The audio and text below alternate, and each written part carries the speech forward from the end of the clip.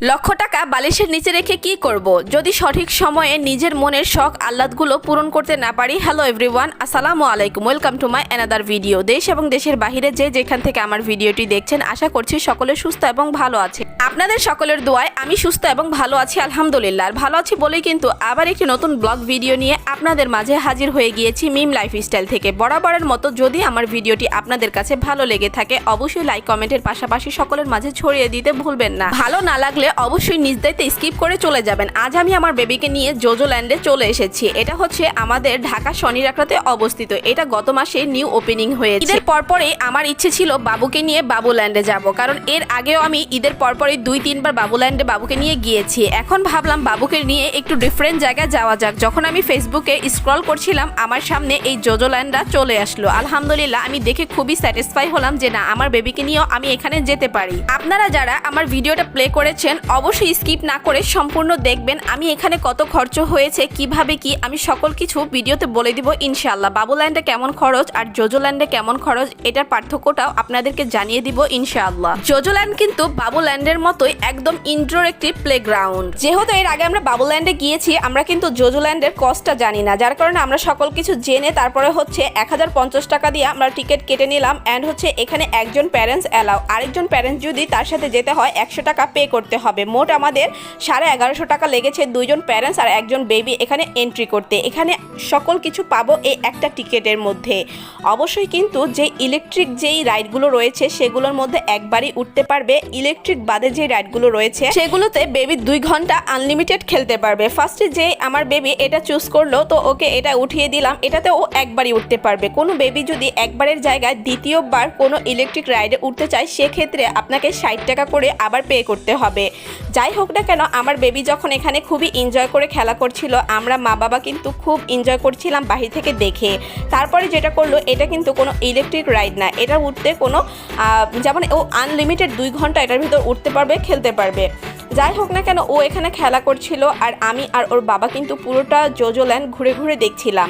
বাবু ল্যান্ডে হচ্ছে কস্টটা একটু কম পড়বে, 550 টাকার মধ্যে আপনারা 2 জন প্যারেন্টস আর হচ্ছে একজন বেবি এন্ট্রি করতে পারবেন।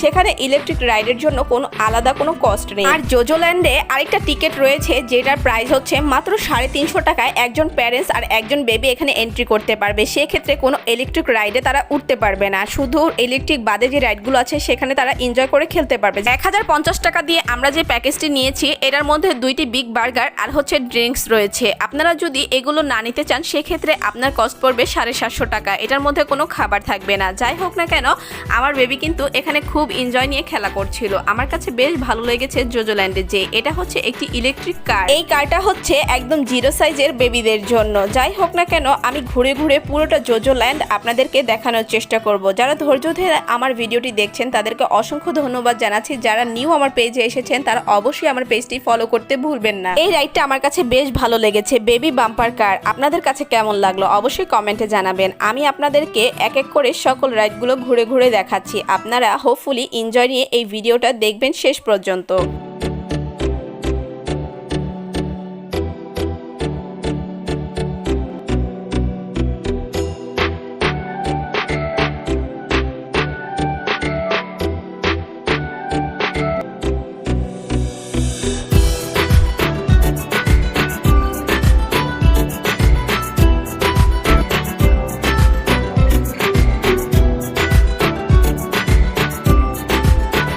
জোজো ল্যান্ডের আরেকটি বিষয় বেশ ভালো লেগেছে, ওইখানের স্টাফগুলোর বিহেভিয়ার খুবই ওয়েলকামিং ছিল। আর মাহাদি বাবু তো আমাদের কাছে আসতেই চাচ্ছিল না, ওর সাথে ছবি বা ভিডিওস কিছুই করতে পারছিলাম না। তো দূর থেকে ওর সাথে একটু ভিডিওস করে নিলাম আমরা প্যারেন্টসরা। আলহামদুলিল্লাহ, সকল কিছু মিলিয়ে ওই দিনটা আমার কাছে বেশ আনন্দময় কেটেছে। আপনাদের কাছে আমার ভিডিওটি কেমন লাগছে অবশ্যই কিন্তু শেষ পর্যন্ত দেখে একটি কমেন্ট করতে ভুলবেন না। আর এখানে আমরা হচ্ছে একটু দুষ্টুমি করছিলাম আর সকল কিছু আপনাদেরকে ঘুরে ঘুরে দেখাচ্ছিলাম। আরেকটা বিষয় অবশ্যই মাথায় রাখবেন, আপনারা যে কোনো ইনডোর প্লেগ্রাউন্ডে যান না কেন, আপনাদের কিন্তু অবশ্যই সাথে মোজা রাখতে হবে। প্যারেন্টসদেরও মোজা পরতে হবে, বেবিদেরকেও মোজা পরাতে হবে। যদি আপনারা মোজা সাথে করে না নিয়ে যান, সেখান থেকে আপনাদেরকে কিনে তারপরে এটা পরে তারপরে ভিতরে এন্ট্রি করতে হবে। দেখতে দেখতে আমাদের 2 ঘন্টা প্রায় শেষের দিকে। এখন হচ্ছে লাস্ট টাইমে আমি ওকে ট্রেনের রাইডটায় চড়িয়ে এখন আমরা এখান থেকে বের হয়ে পড়বো। আপনাদেরকে বলবো কখনোই আপনারা টিকেটের মধ্যে খাবারটা অ্যাড করবেন না, এতে করে আপনার টাকাটা পুরোই চলে যাবে। আমরা যেহেতু প্রথমে কোনো ধারণা ছিল না, যার কারণে খাবার খাবারটা অ্যাড করে দিয়েছিলাম। পরে বুঝতে পেরেছি যে না, খাবারটা ছাড়া যদি আমরা 750 টাকা দিয়ে টিকিটটা নিতাম সেক্ষেত্রে আমাদের জন্য খুব ভালো হতো। আমরা এখানে টিকিটটা জমা করে এখানে বসে ওয়েট করছিলাম খাবার আসার আগ পর্যন্ত। দেন হচ্ছে আমাদের সামনে কিন্তু অলরেডি খাবারটা চলে এসেছে। এই হচ্ছে আমাদের বিগ বার্গার। দেখুন তো এখানে চিকেন আছে কিনা, আমি দেখে জাস্ট অবাক হয়ে যাচ্ছিলাম। তখন মনটা খুবই খারাপ হয়ে গিয়েছিল যে এটা কি করলাম। যাই হোক না কেন, আজকের মতো ভিডিওটা আপনাদের কাছে কেমন লাগলো বিদায় নিচ্ছি এখান থেকেই। সকলে সুস্থ থাকবেন, ভালো থাকবেন। আল্লাহ হাফেজ, আসসালামু আলাইকুম।